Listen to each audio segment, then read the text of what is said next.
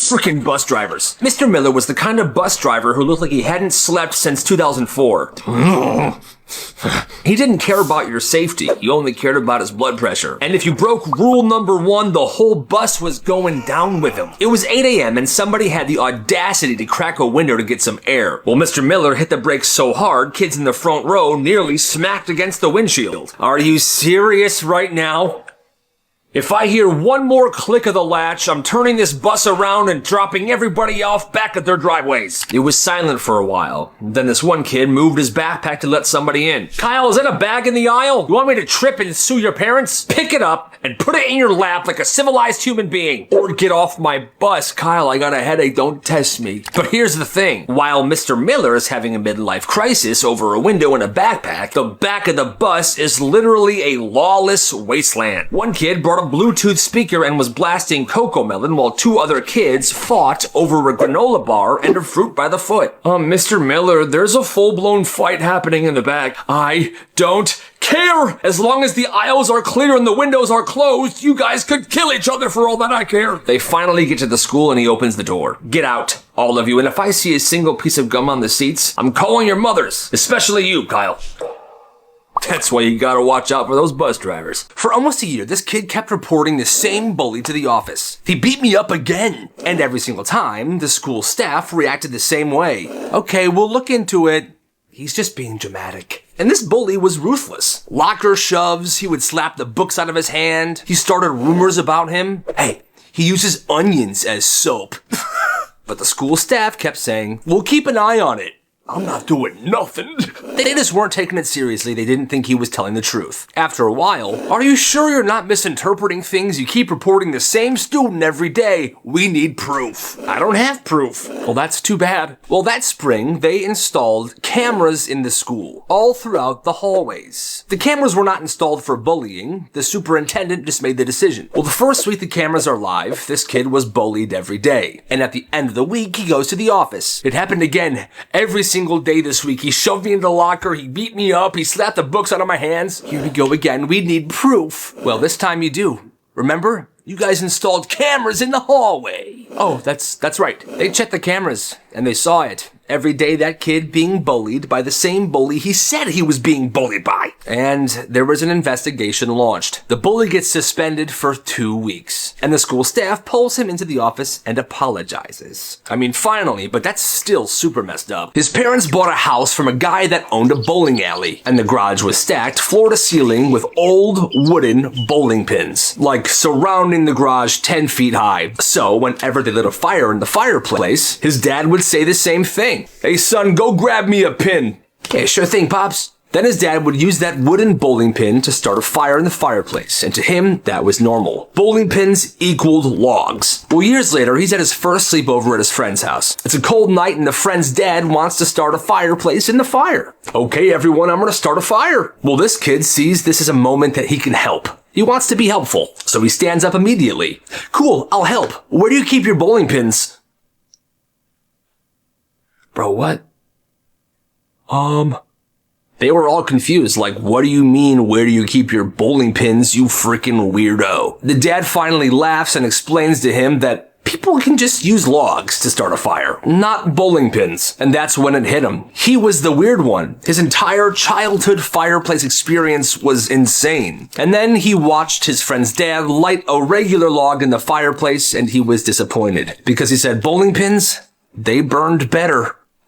That's crazy. She planned her son's birthday party. He was turning 13. She was a single mom. She wasn't wealthy, she was just getting by. And her son's birthday lands right next to Christmas. So most years he doesn't get much, but like I said, he's turning 13 years old. It's a milestone, so she saved up. She was gonna plan him an awesome birthday with his friends. Batting cages, cake, games, food, a scavenger hunt with a cash prize. She pulled out 4 $5 bills earlier that week to use for the scavenger hunt. Well, on the last day of school, before his kid's birthday party, there was an event at school that she gave her son $5 for. Later that day, her son's friend comes over to hang out briefly. After they leave the house to go play around in the neighborhood, she goes to the kitchen and sees her purse sitting there, and her wallet is open, and she is convinced there's a $5 bill missing from her wallet. What the heck is this? She calls her son. Did you take $5 from my wallet? He says no. She asks if his friend took it. He says no, my friend didn't take it. And she's convinced he's lying about this, but he's sticking to his guns. I promise you, Mom, I didn't take it and neither did my friend. This is crazy. Well, I just don't believe you, so your birthday party is canceled. I already called the batting cages. It's over. All this over $5. $5 that she might have just lost herself. Maybe her son didn't actually take it. But she canceled his 13th birthday party anyway, and I think that's pretty messed up. How about you? This neighbor tried to get them in trouble. This mom and her kids moved into this small neighborhood. And at first it's quiet and nice, but one day the neighbor tries to give them a hard time. He called the city on her, claims the shed that's in her backyard is illegal and needs to be torn down. Their shed in the backyard is illegal and needs to be torn down. Well, the inspector shows up, checks the permit, checks the shed, and everything's fine. He leaves. The shed is perfectly legal. It's been there for years. The neighbor's just being difficult for no reason. The neighbor keeps acting smug, keeps calling the city on them for different things every single day. Well, that's when one of the kids starts to do some digging, Googling city codes, property lines, utility easements, and that shiny new pool the neighbor had. It was built too close to the fence, and it was built directly over the utility line. So very illegal. One day the kid goes out there and starts taking pictures. Let me see this pool.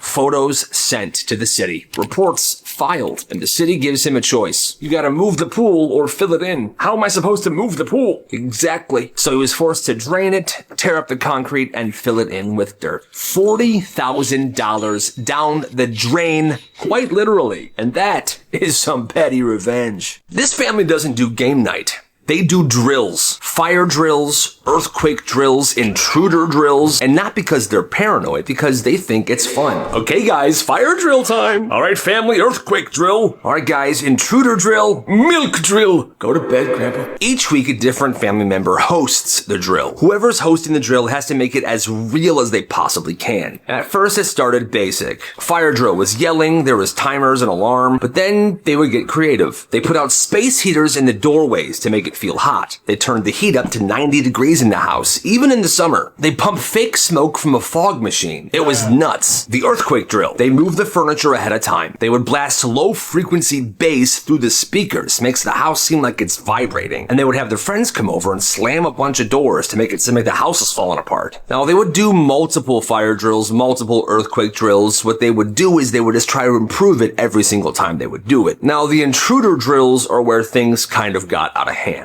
The son hires a guy to come in the house at 2:14 in the morning.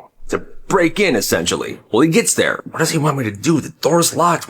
He tries the windows. They're locked as well. What the heck? This guy's an actor, right? He thought he was doing an acting gig. Then he looks at the second floor window and he sees the kid that hired him. Psst, actually break in. What? So he does. He takes a rock and he smashes the window. And the family, they start screaming. Although they know it's a drill. They're just playing the part. So they know it's a drill. He knows it's a drill. But the neighborhood does not. And the police are called immediately. Yeah, somebody's breaking into my neighbor's house right now. The cops come and they actually arrest this dude. And he's trying to say like, no, this is fake. They hired me. And the police are like, yeah, right. So they take him to the station. The family then shows up to the police station and tries to explain, yo, we actually hired him. Here's the messages. This is just a drill. And although that is insane, that sounds kind of awesome. This teacher was so strict for no reason. Her class was the only class in school that had this rule. No backpacks at your desks ever. They stay in your locker. Backpacks couldn't be under your chairs, couldn't be under your desks, couldn't be leaning against the wall. And if you forgot something,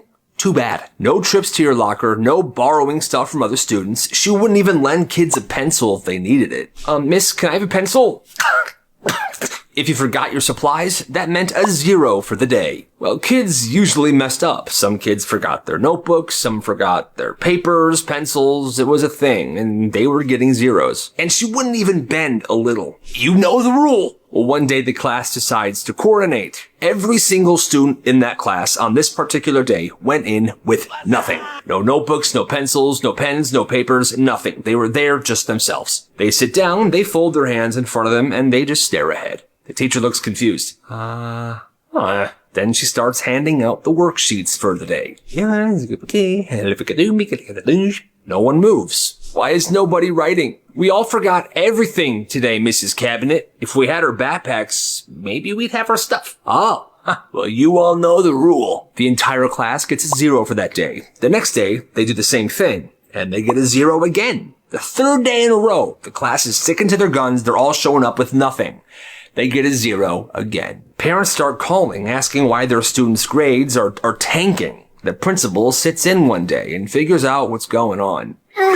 The students were then allowed to bring their backpacks to class. The frickin' protest worked. And those zeros got erased from the gradebook. Their grades were back to normal. That's right. This could have been so bad. In this one class, he used to sit in the same seat every single day. Front row in the middle, nothing too special about it. Well, one particular morning, he noticed the person that usually sits right to the left of him was absent. So there was an empty desk right there. And he decided for that day he was going to sit there. Class then starts like normal. About 25 minutes in, there's a large crack.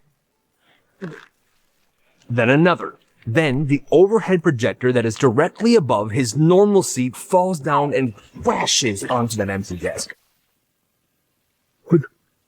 That could have been you. Yeah, I know.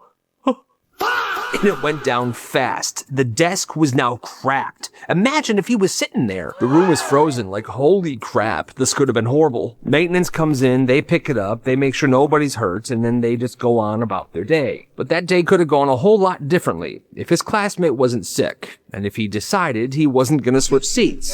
But he did, and life went on. Somebody's looking out for him. This English teacher was super chill. Okay guys, late homework can be turned in at any time up until the last week of school. Dude, that's awesome. You can turn your homework in up until the last week of school, and I'll take no points off. He figured that this would encourage students to just do their homework at their own pace and do it well. Well, one kid takes advantage of this situation. He doesn't turn in homework all year. Weeks pass. Then months. The teacher assumes this kid just dropped the ball and that he's not going to turn it in ever. Until the final week of school. He brings a stack of worksheets and essays to this teacher's desk. And I mean stacks. Oh, right here you go. Yo, what is this? It's late homework. Remember what you said? I also emailed you 6 of the book reports, so those should be in your inbox now. All right, thanks, teach. I hate my life. So now this teacher, on the last week of school, has to grade a crap ton of homework. It's the last thing he wants to do. Oh, I am never doing this ever again. The next year, all right, guys, welcome to class. Homework is due when it's due. There is no exceptions for late work. Dang, that kid ruined it for everybody. This is wild. So this couple lives in an old house. Winter hits and the mice show up. And this is pretty normal. She has a full operation to catch these mice every single year. She has mouse traps hidden everywhere. She checks them twice a day and they're constantly being reloaded. And the bait she uses? Peanut butter. The mice love it. Yeah, I love it. I love it. At first, they only had one peanut butter jar that they used. And for every trap, she would use a clean knife. So she would go in, set the trap, throw this knife into the sink, grab a new knife, take the peanut butter, set the trap, watch that one. So she's never double dipping the mice knife into the peanut butter so it doesn't get contaminated. It's too many dishes, it's too much work, but then she finds this peanut butter jar in the cabinet, the kind that her husband hates. Hey, I found this peanut butter jar in the cabinet. Do you mind if I use it for the mouse traps? Yeah, it's totally fine. She writes in the lid in big letters, mouse only. She puts it on the sides as well. It's impossible to miss. And now she was finally able to double dip the knife in the peanut butter to set the traps. So this peanut butter is now fully contaminated with like mice cooties. Well, weeks later, her husband's eating a peanut butter and jelly sandwich. He calmly says, I really don't like creamy peanut butter. She freezes. Which jar did you use? That one. The frickin' mouse jar. That's the peanut butter I use to set the mouse traps. It is 100% contaminated. He loses his frickin' mind. I'm losing my frickin' mind right now. That's disgusting. He says she should have hidden this jar. How would he know that it was for the mice? Because I wrote mouse only all over it. She points out that he agreed to this. It was labeled, and he ignored everything. He was angry at her for weeks, but she did nothing wrong. This one is on him. Every single dog in the neighborhood knew this kid, even the mean ones. This kid made it a point. Every afternoon he would walk the neighborhood, stopping at every fence of every house that had a dog. Small dogs, big dogs, mean dogs, dogs with the sign, "Do not pet," The ones that would bark nonstop, the ones that would continuously growl. He would go to each one. He would crouch, he would talk to them softly, bring them pieces of ham, or chicken, or turkey. Hey, you're a big mean dog, are you? Hey, here's some turkey. Oh, here's some chicken. Yeah. Oh, here's a toy. Day after day, he was earning the respect of these dogs. Some dogs took weeks, some dogs took months, but eventually every single dog knew him and loved him. To the point where whenever he would walk by, the barking and growling would stop, and they would start wagging their tails. Well, one afternoon, this kid is sitting in his front yard. He's carving a little canoe out of a log with a knife. He's focused, like he's some sort of woodsman. It's very nice. This is good cedar. Then he hears it. Heavy paws, deep growling, the rattling of a collar. And he looks up. Down the street, one of the neighborhood's scariest, meanest dogs got loose. And this dog is sprinting towards a neighbor that's walking alone. The neighbor does not know what to do, so he freezes. This kid knows this is freaking bad. This dog is about to attack this guy. So he tries to stop it. He stands up and he yells, "Rufus!" The dog skids to a stop, takes his eyes off the neighbor, and looks at the kid. And immediately the dog is now happy. He jogs past the neighbor, straight to the kid. The kid gives him some turkey and takes him by the collar. He then walks the dog back to his house and knocks on the door. "Hi, so your dog likes me, but he doesn't like everybody. You gotta get him some training. I saved you big time today." Kid then goes back to his yard, sits down, and finishes carving the canoe out of the wood. Like nothing happened. What an absolute legend. This is insane. So this one school's cafeteria used real silverware, actual metal forks, knives, and metal spoons. And every day after lunch, kids are supposed to take the silverware and put it in these tubs right next to the garbage can so the school can wash them. But over the course of like 5 months, the school began noticing their supply of spoons was dwindling. What in the world is happening to our spoons? The lunch staff thought the kids were accidentally throwing these spoons in the garbage. So they began making announcements and posters. "Attention students, make sure you put the silverware back in the tubs. Don't throw them away." But it didn't stop. You're missing hundreds more spoons now. Guys, hundreds! Nobody had any clue what the heck was happening. Because it wasn't a whole school issue. It was one kid. Every day at lunch, he would pocket a spoon, or 2, or 3, but never more than 4 a day. Not for a plan or a prank. He was just like collecting them. I like spoons. He kept them inside his locker, in a flimsy grocery bag hanging from the hook. Months go by. The bag gets heavier and heavier. The plastic grocery bag stretches thinner and thinner. Then one morning before first period, as the hallway is packed and it's loud, he swings open his locker and the bag finally gives out. It rips straight down the middle and hundreds of metal spoons start pouring out of his locker on the floor.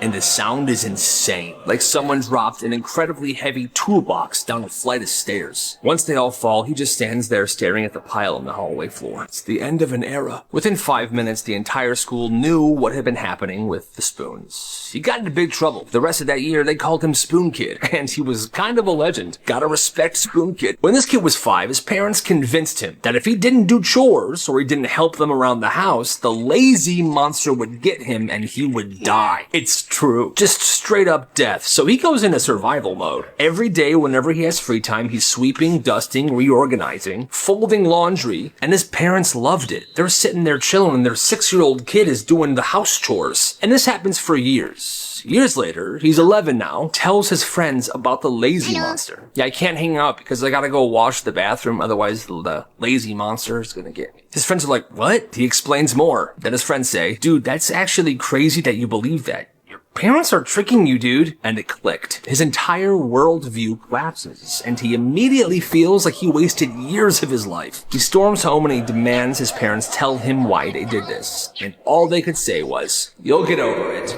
That's definitely not okay. There was a kid named Ian. He was the shortest kid in elementary school. The bullies loved making fun of him. "Hey, short stack, what's the weather like down there?" Bruh. One night he came home and he sat at the kitchen table and he talked to his dad. "Dad, they won't leave me alone." His dad didn't tell him to ignore it. His dad didn't call to school. "Ian, come with me. I want to show you something." They go downstairs and Ian realizes that this corner of the basement wasn't used for storage. There was a punching bag there. A full boxing setup. Gloves, wraps, a speed bag, a heavy bag. Like a mini gym in this corner of their basement. Whoa. Son, you're going to train. You're not going to train to hurt them. You train so you don't feel so helpless. So Ian starts practicing every day. day after day, and he's getting pretty good. Then, one day in the cafeteria, Ian's carrying his lunch. He walks past the bully's table and he tries to ignore them. One of the bullies steps up and smacks the tray into his face. Food everywhere, milk dripping down his shirt. Everybody's laughing at him. And then Ian snaps. He puts his tray down calmly, walks straight up to that bully, pops him right in the face. Then another one. Clean, quick punches. The bully's stunned. He falls down. He's like, all right, stop. Ian walks away. He's taken to the office and he's suspended for a whole week. But nobody messed with him ever again. He never had to use his boxing skills ever again. But he knows he has them, and if he has to use them, he will respect. One day, this strict teacher stepped into the classroom supply closet. Class, be quiet. I need to step into the closet really fast. And this closet was pretty tight, really small. So she steps in, and this one kid sneaks up to the closet, slams the door, and locks her in it. Help me. Somebody help me. At first, everybody was silent, and then they just started laughing. And each student in that classroom left, leaving her locked in the supply closet. Now, I get that she's strict, but this is not something to do to your teacher. An hour later, another teacher heard the screams coming from this empty classroom. She goes in there. Oh my God, Mrs. Donahue, I'm dying. She let her out, and the teacher that was locked in there just collapsed, shaking, crying on the floor. After that day, she took 2 weeks off, and every single student in that classroom got into huge trouble. Good. It started with strawberry milk. Cafeteria strawberry milk. Everyone knew this one kid loved it. I freaking love it. So one day, his friend group makes a deal. All right, so for every strawberry milk carton you finish, we'll all pay you $1. $1 per milk? Easy. So kids start sliding him these strawberry milk cartons across the table. And now he's got a bunch in front of him. Guys, this is gonna be awesome. I love strawberry milk. The first carton goes down easy. The second carton, still good. Third carton, confidence is growing. I got this. All right, it's $3 so far, man. By the time lunch is halfway over, there's a crowd forming around him, cheering for him. Come on, man, you got this. That's really impressive. Milk. That's $15 so far, man. The kid keeps drinking. The money keeps stacking. Carton number 18. He stops in his tracks. Silence. And then it happens. A violent, unstoppable stream of neon pink vomit explodes across the lunch table, covering trays, shoes, people's faces. Everyone begins to scatter, running away from this horrible scene. He got to keep the money, but ever since that day, he has not been able to drink milk ever again, and strawberry milk was his favorite. It's kind of sad. It's kind of sad. There's this freshman kid at a new school. He's smart, he's quiet, but he's convinced that the only way people will like him is if he gives them something. So he gives everything. Answers for worksheets, extra help on projects. He does other people's homework to make it easier on them. People thank him in the moment, and they're grateful, but that's about it. Nobody actually wants to hang out with him. One day after school, he's venting to his mom. People only talk to me when I give them something, and then they never want to hang out with me. Saying stuff like how he thought he had friends, but it turns out he actually has none. She listens, and then blurts out words without even thinking. Well, maybe they don't hang out with you because you're basically a doormat. A doormat. He goes quiet and nods, and he goes to his room, and he cries himself to sleep. That's sad, dude. In 8th grade, there was a social studies teacher that never gave homework. Like ever. And she was universally loved for it. Then one random Tuesday, she assigns the class homework. And the next day, nobody turned it in. Not one person. And she just detonates. Well, I bet you all did your math homework last night, didn't you? Because everyone respects math. Who cares about social studies? Everyone's like, what the heck is going on? Then, without warning, she steps on a desk, grabs the overhead projector, tears it down, and slams it on the floor. She grabs her keys, walks out the door, and she never returns for the rest of the school year. That's absolute nuts. This school had a zero tolerance rule, and it sounded fair until kids realized what that actually meant. If a fight happened, everybody involved would get the same punishment. Didn't matter who started it. Didn't matter who swung first. If you were involved, it was all the same. And on paper, it was supposed to stop the bullying. In reality, it did the opposite. The bullies figured it out fast. They'd corner somebody, shove them, taunt them, and then they would say the same thing. Go ahead, hit me, loser. You're getting in trouble regardless. But you won't. And the victims, they learned the lesson as well. If they stayed still and took the beating, they'd be punished. If they would fight back, they'd also be punished. It was the same outcome. So something changed. Kids who usually froze stopped freezing. If I'm getting in trouble either way, I'm not holding back. Fights stopped becoming these quick one-sided scuffles. They became explosive, unpredictable. One day, a bully was picking on this kid he normally does. Idiot, loser, freak. And the kid that he was bullying went feral, shoved him so hard he fell through the classroom window. One fight was so nuts, it took 5 staff members to break it up. And this was all because of the zero tolerance rules. These kids that were picked on were not holding back anymore. They're like, screw this. I'm not taking it if I'm going to get in trouble as well. The school administration eventually started to panic. The rule meant to stop violence made it more extreme. They then changed the rule back to what it was before this. But it was never really the same after that. That's nuts. It started stupidly small. He's in his yard and he sees a single crow staring at him. What's up, crow? And he went inside and got a cracker and tossed this one crow a cracker. Well, that's it. That's the moment his life changed forever. Because the next morning, there's 3 crows waiting. Yo, there's 3 of you now. All right, here. 3 crackers. The next morning, there's 9 crows. Oh my God. A full-on crowd of crows waiting for their daily crackers every single morning. And it doesn't just stop there. If he walks to his car, they follow him. If he walks his dog, they're behind him, flying over, hopping on the sidewalk. Every so often, they would drop gifts to him, like a shiny gum wrapper, or a twig, or an apple core, like gifts. Oh, thank you for the Slim Jim. I appreciate it.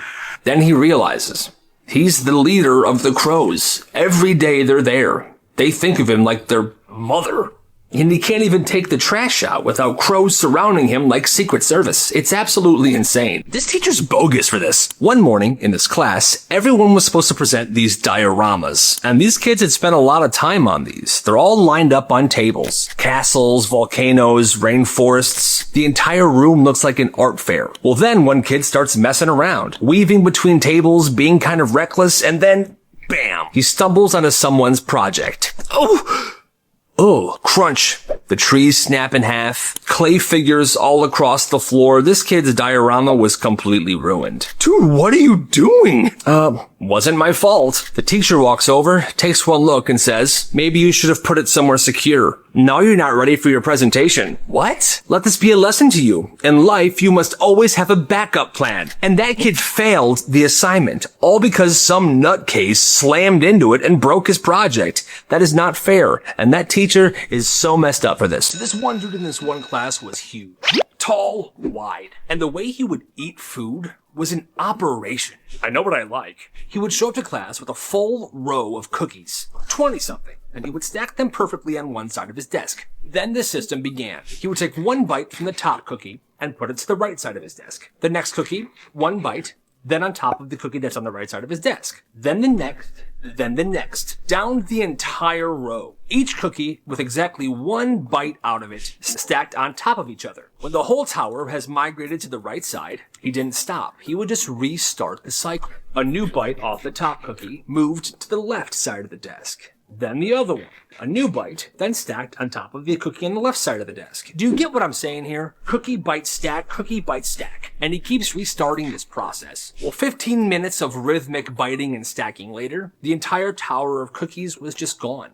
Desk wiped clean, 0 crumbs, like it never happened in the first place. And obviously, everyone in class saw him do this, but it was so strange and so weird that nobody ever said anything to him.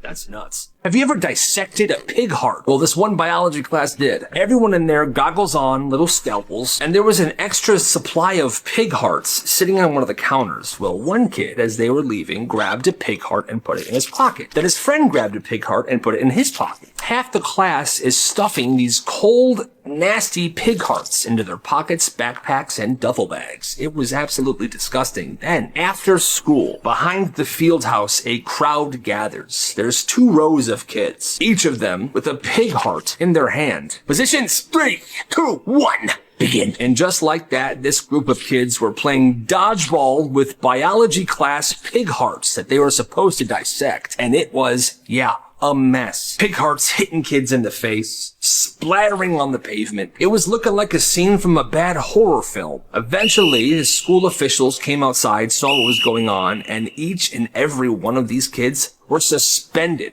for a week. I can honestly say I have never played pig heart dodgeball in my life. Would I? Maybe. ভালোই লাগে কিন্তু রাতের বেলায় ভালো হাঁটতে না সবচেয়ে বেশি ভালো লাগে কি নতুন মুরগি মাফ করে দাও না আমার প্লিজ মাফ করে দাও না চামচ দেন তো না না হার্ট রে চান্স দেওয়া উচিত আমি বুঝছি তুই কনফিউজড হয়ে যেতেছিস বাবা হ্যাপাচিনো নিয়ে আসুন জি স্যার থ্যাংক ইউ স্যার পৃথিবীটা না পিওর লাভের জায়গা না ঠিক না একদম ভুল মানুষ আমি তোকে ভালোবাসি I love you 2 3 4 5 6 7 কই টাকা বের কর তোর টাকা নিতে আসছিস না তোমার যে বন্ধু যে বছরের পর বছর গলা যে ফাটা লাইছে এখন গলা ফাটা তুমি আমার কথা শুনে তো প্র্যাকটিস করলা না আমার কাছে মনে হয় তোমার আমাকে প্রপোজ করে ফেলাটা উচিত কেন চিনো কেউ চিনো না মানে আমি চিনো না সরি চিনি সরি এর জন্যই তুমি মুরগির কথা বললা নতুন মুরগি বুঝো না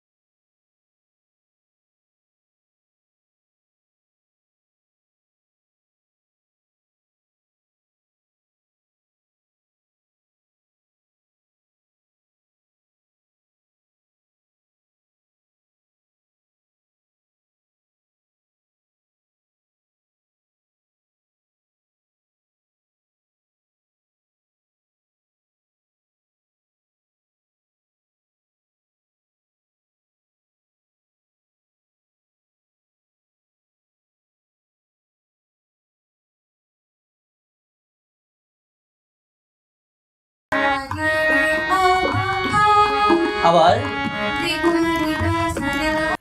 আর্জেন্টিনারে হারানো এত সহজ না এবার আর্জেন্টিনায় কাপ নেবে দেশ আর ব্রাজিল কি করবে থাকেন আপনি কই বাসায় পাওয়া যায় না আমি যখনই তনু আপুর সাথে গল্প করতে চাই আপনাকে আপা মানে আপনি কিছু মনে করেন চিঠিটা আমি লিখছি তোমার জন্য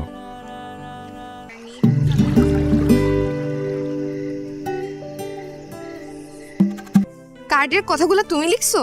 হ্যাঁ আমি লিখেছি কিন্তু কথাগুলো আমার না সরি মানে আমি বুঝছি নিজের ভাই বোনকে নিয়ে কেউ কিছু বললে সহ্য করতে পারে না মনটা খারাপ সান্ত্বনা দিলাম মন খারাপ মোটামুটি হচ্ছে, আমি আসছি না হওয়া স্বাভাবিক ঠিক আছে কেন আমরা বন্ধুরা মিলে একটা ব্যান্ড দল তৈরি করব তাই তুই জানিস তপু কত ভালো ছেলে ও অনেক ব্রিলিয়ান্ট ছেলে এবার এসএসসিতে 6টা লেটার পাইছে আমি রূপা সম্পর্কে খোঁজ খবর নিছি দোতলায় হ্যাঁ নিচতলায়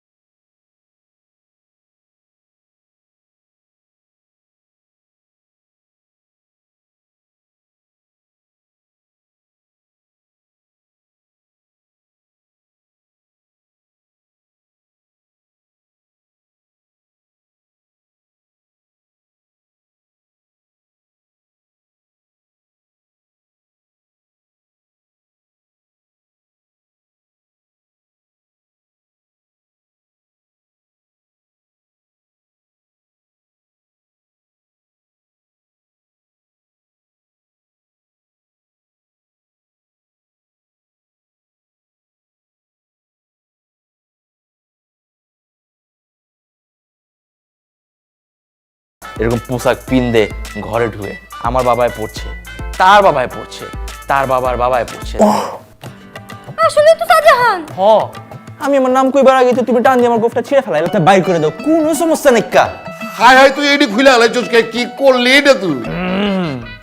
আচ্ছা, যা হবার হয়েছে বুঝছো, সারাদিন যে ধকলটা গেছে গা, নিচে ঘুমা। আজ নামনের বাসুর ভাই আপনি আপনার ঘরে তুমি তো আমার পিলার চমকাই দিচ্ছ বাবা। কি যে কন্যা আব্বা, মাত্র তো আসমানের চাঁদ লাগো। কিন্তু তুমি তো বিয়ার পর দিনই আইয়া হাজির, তো রসনটা একটু চেঞ্জ হয়েছে আর কি। আব্বাই তো ও মা গো মা, আব্বাই তো দেখি হেভি পাঙ্খ। নিশ্চয়ই কোনো ভেজাল আছে, ওই দেখি কার লগে ফিল্ডিং মার। মানে এমন বিলা হবি যাতে সারা জিন্দগি মনে রাখে, তাইলে ওগো কি রান্না করণের আগে তার রান্না জান। জি আম্মা জান, আপনি কি সব খানদানি রিওয়াজ আমি মানবার পারুম না। আপনার পোলায় মনে করেন যে ভুল করে একটা মিস্টেক হয়ে গেছে গা, এখন এটা আমাদের তলোয়ার দিয়ে দেখেন, তলোয়ার দিয়ে সবাই যদি